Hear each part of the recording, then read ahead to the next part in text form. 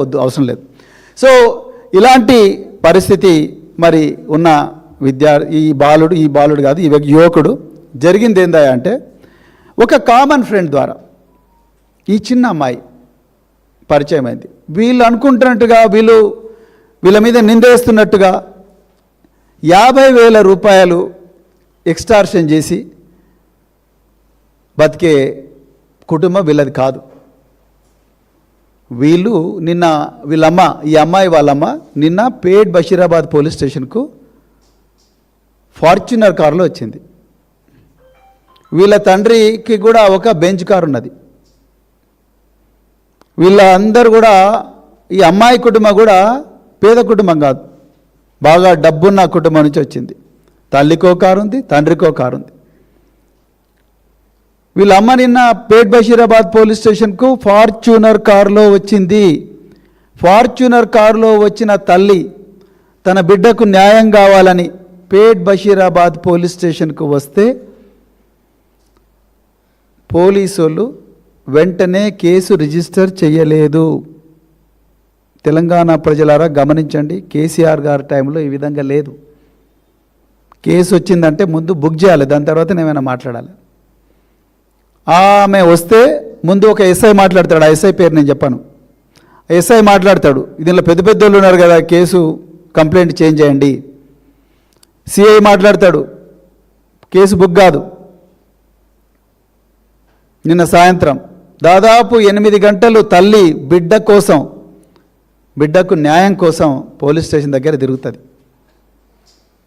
రాత్రి ఎప్పుడో case FIR, ఇంకా దానికి ఎఫ్ఐఆర్ బయటికి రాలే, పోక్సో కేసు కాబట్టి ఆ అమ్మాయి ఐడెంటిటీ ప్రొటెక్ట్ చేయడం కోసం పోలీసులు ఎఫ్ఐఆర్ రిలీజ్ చేస్తారేమో, రిలీజ్ చేయడం లేదేమో. కానీ గౌరవ సిపి సైబరాబాద్ గారు, మీరు ఎన్నో మంచి మంచి కార్యక్రమాలు చేస్తూ ఫోటోలు తీస్తున్నారు, అదేవిధంగా ట్విట్టర్లో పోస్ట్ చేస్తున్నారు. దీని మీద కూడా ప్రెస్ మీట్ పెట్టండి కదా. బండి సంజయ్కి ఒక న్యాయమో, పేదోళ్ళకి ఇంకో న్యాయం ఉండదు కదా. బండి సంజయ్కి ఒక న్యాయమో, మా బోధన్ ఎక్స్ఎమ్మెల్యే షకీల్ భాయ్కి ఇంకొక న్యాయం ఉండదు కదా. ఆయన కొడుకు నేరానికి తీసుకొచ్చి పంజాగుట్ట పోలీస్ స్టేషన్లో పడి తొక్కిర్రు కదా. ఇప్పుడు ఆయన విపరీతంగా వేయిస్తున్నారు కదా. మరి షకీల్ విషయంలో ఒక న్యాయం, మీడియా లీకులు, మరి అలా బండి సంజయ్ విషయంకి వచ్చే వరకు ఇంకొక ఇదేంది? మరి వెంటనే ఆ అమ్మాయి స్టేట్మెంట్ రికార్డ్ చేయాలి కదా. ఎందుకు చేయడం లేదు? మెజిస్ట్రేట్ ముందే రికార్డ్ చేయాలి కదా. ఎందుకంటే అవతలి వ్యక్తి కేంద్ర హోంశాఖ మంత్రి కొడుకు. The person is the alleged accused is none other than the son of union home minister mister Bandi Sanjay Kumar. Why haven't you recorded the statement of the victim with the help of a magistrate according to 183 BNSS? ఎందుకు మీరు 183 BNSS అంటే 164 CRPC, ఇప్పుడు 183 BNSS అయింది. ఎందుకు ఆమె statement మీరు కెమెరాలో record చేయలేదు? సైబరాబాద్ పోలీసులు ఆన్సర్ చెప్పాలి. చేస్తే చేసినామని ప్రెస్ మీట్ పెట్టి చెప్పండి. తెలంగాణ ప్రజలు 1000 కళ్ళతో ఎదురు చూస్తూ ఉన్నారు. రేపు గౌరవ నరేంద్ర మోడీ గారు దేశ ప్రధానమంత్రి పక్కన ఈ బండి సంజయ్ కూర్చోబోతున్నాడు. రేపు బీజేపీ వాళ్ళు వేలాది మంది మహిళలను తరలించబోతున్నారు. వాళ్ళందరికీ ప్రధానమంత్రి సమాధానం చెప్పాలి. నా పక్కన కూర్చున్న కేంద్ర హోంశాఖ సహాయ మంత్రి కొడుకు సచ్చిలుడా, లేకపోతే చెడ్డోడా, లేకపోతే ఇంకేందో నేరస్తుడా, ఆ విషయాలన్నీ నరేంద్ర మోడీ గారు, అమిత్ షా గారు రేపు తెలంగాణ ప్రజలకు సమాధానం చెప్పాలి. చెప్పకపోతే బీజేపీలో ఉండే మహిళా నాయకురాళ్ళందరూ మీరు భవన్లో కూర్చొని ప్రెస్ మీట్లు పెట్టుడు కాదు, మీ సోషల్ మీడియా వింగ్తోని ఫేక్ నెరేటివ్లు పెడిల్ చేసుడు కాదు. రేపు గౌరవ నరేంద్ర మోడీ గారిని, బండి సంజయ్ గారిని, అమిత్ షా గారిని మీరు అడగాలి, ఇది నిజమేనా?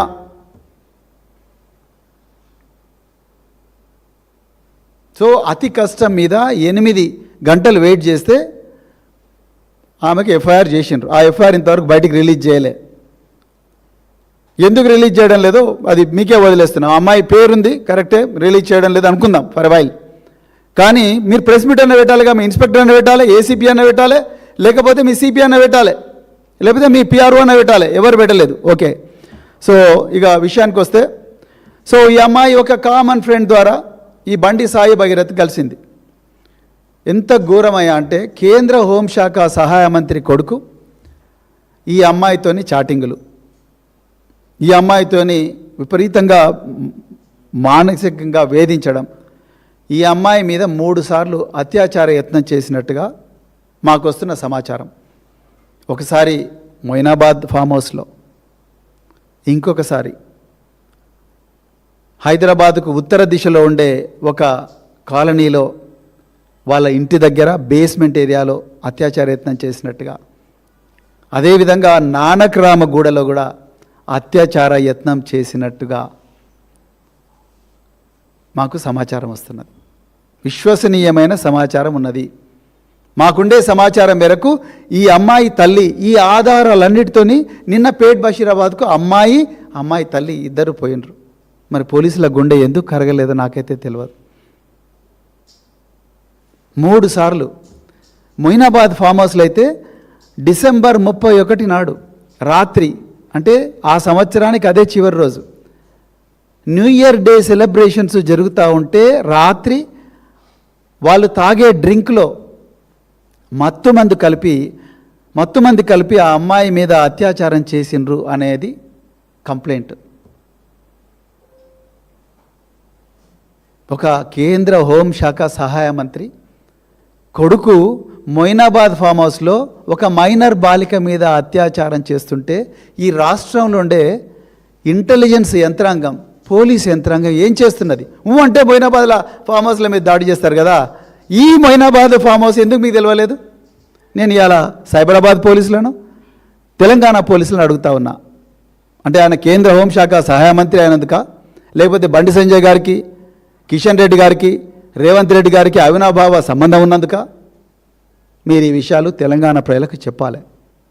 ఆ అమ్మాయిని పెళ్ళి మైనర్ అయిపోయిన తర్వాత, మేజర్గా అయిన తర్వాత నిన్ను పెళ్లి చేసుకుంటానని నమ్మబలికిండంట Sai Bhagirath.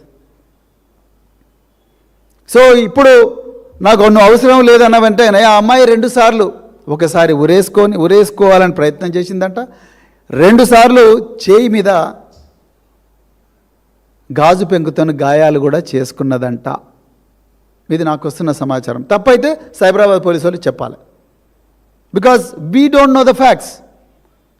I got the information through my own sources. నాకుండే విశ్వసనీయ వర్గాల మేరకు నాకు వచ్చిన సమాచారం. ఇది తప్పైతే మీరు తప్పని చెప్పాలి. దాని తర్వాత ఇది ఈ విధంగా ఉండగా, మరి ఒక V6లో పనిచేసిన ఒక జర్నలిస్టు ఇటీవలే ఆయన బీజేపీలో జాయిన్ అయ్యాడు. ఆయన బండి సంజయ్ గారితో మాట్లాడి బండి సంజయ్ గారి దగ్గరికి ఈ అమ్మాయి తల్లిదండ్రులను కూడా తీసుకొని పోయిండంట. నిన్న రాత్రి 10 గంటలకు కూడా ఆ అమ్మాయి తల్లిదండ్రులు పోలీస్ స్టేషన్లో ఉండగానే ఈ అమ్మాయి తల్లి ఇద్దరు పోలీసులు